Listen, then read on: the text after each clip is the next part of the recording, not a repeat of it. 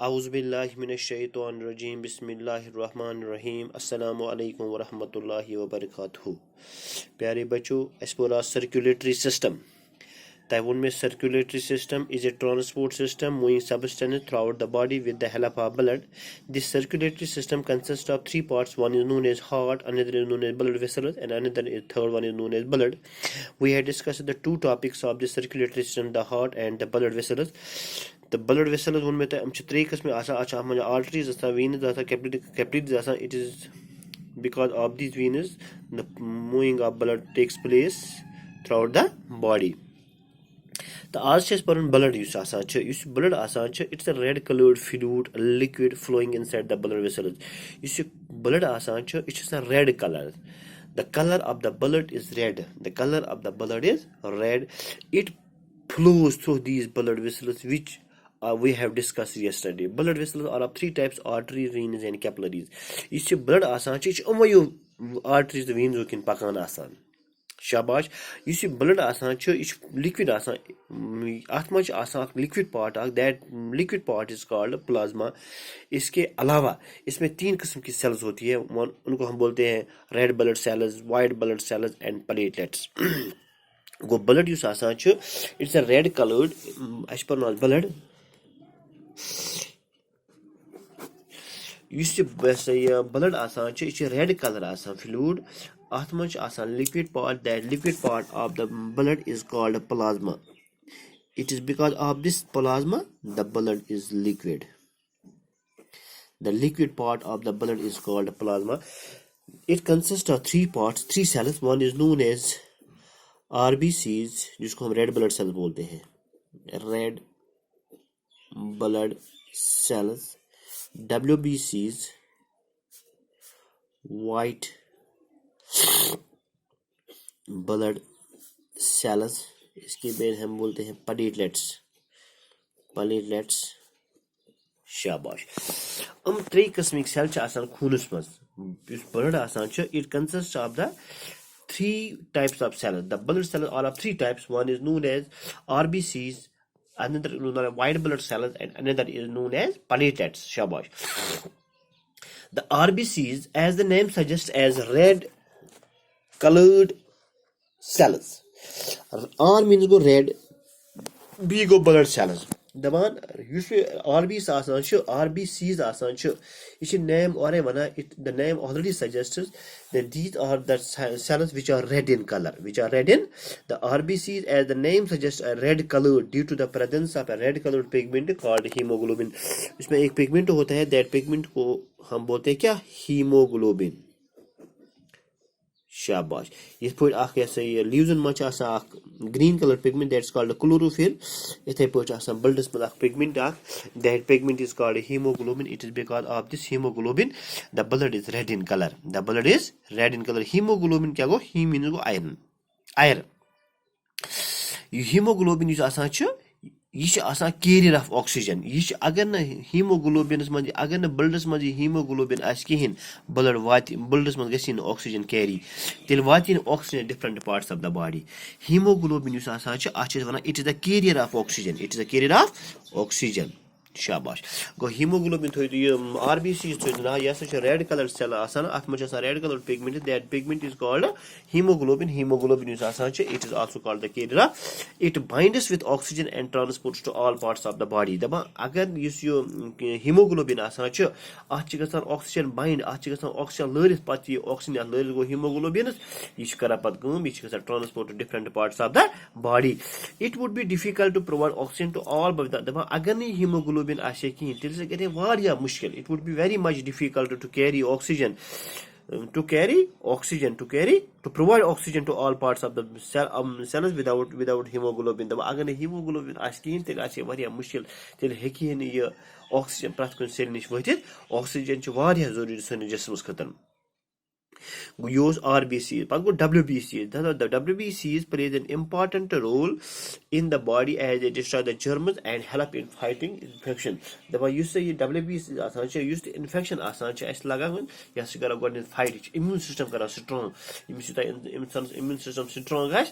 Attack immune system attack.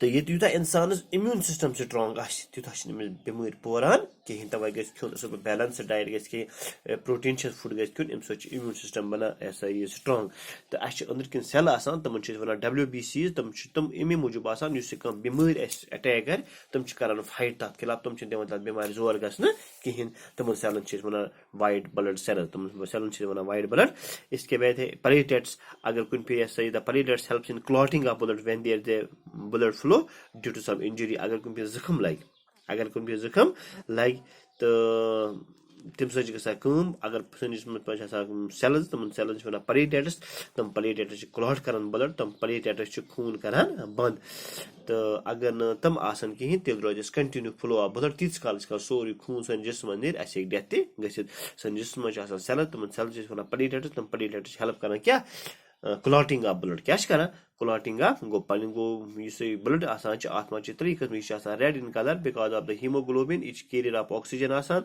तो यह bind कर ऑक्सीजन वातान different parts of the body because of haemoglobin अम पे WBCs यम WBCs आसान अम सो फाइट कर अगेंस्ट डिजीज प्लेटलेट्स आसान तो यम कर help in clotting of blood तो आज पे वो बनकन डिफरेंस बिटवीन आर्टरी थो पान याद वो मे रात आर्टरीज गई तम which carry blood away from the heart veins गई तम bring blood to the into the heart यह बनकन डिफरेंस ये वो मे रात ऐसा तो ऑलरेडी पो मे तमें यह बे कर टाइम अत जाए कहें अम पे ब्या टॉपिक 11.5.3 द ब्लड सर्कुलेशन अम पे पे क्या ब्लड सर्कुलेशन शाबाश तो थो नजर ब्लड सर्कुलेशन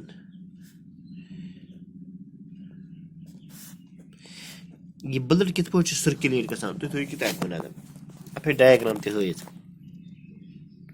वुचु सही शाबाश blood circulates throughout the body by the pumping action of the heart दपा युस ब्लड आसान यह सर्कुलेट गसान यह circulate organ that organ is called heart that organ is called ये हार्ट इस आसान this is called the pumping organ of the body pumping action of the heart यु हार्ट पंप करान ब्लडस यह different parts of the body वातान पे बन the deoxygenated blood go so blood which is rich in carbon dioxide oxygenated which is rich in carbon dioxide oxygenated blood go so rich in oxygen the deoxygenated blood means the blood which contains carbon dioxide. The deoxygenated blood rich in carbon dioxide is collected from different organs of the body through two major veins, vena cava. Daba yus blood asan chu yes डीऑक्सीजन blood आसान यह करान collect जो Wien तमन Wien one Veena केवा यम Wien करान collect Veena केवा वो समझ शाबाश the two veins empty blood into the right auricle from here shabash the two veins empty blood into the right auricle it enters the right ventricle and is pumped in the pulmonary artery daban yus vena cava asan chu ya sach kara kum ya sach khoon watnavan lungs nish em pach kara kum em pach pulmonary vein yus asan chu तो यह पे त्रा left आरिकलस मज left auricle पे aorta आसान यह वातन जिसम के मुख्तलिफ तन नश पे क्या blood through this artery blood is carry to the lungs वो वीना केवा वीना केवा आसान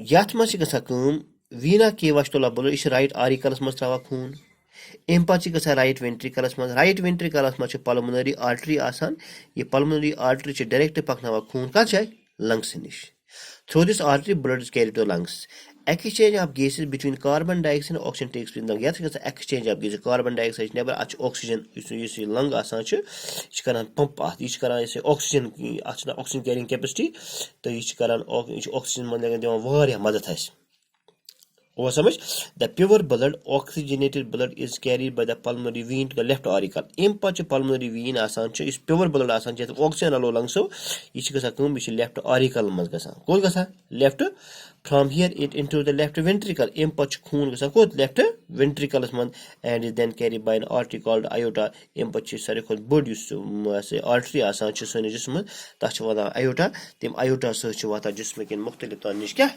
ब्लड यह गो ब्लड सर्कुलेशन आज पो यु इंशाल्लाह सुबह पो हार्ट एंड प्लस तो हुमा अलैना इल्लल बलागुल मुबीन।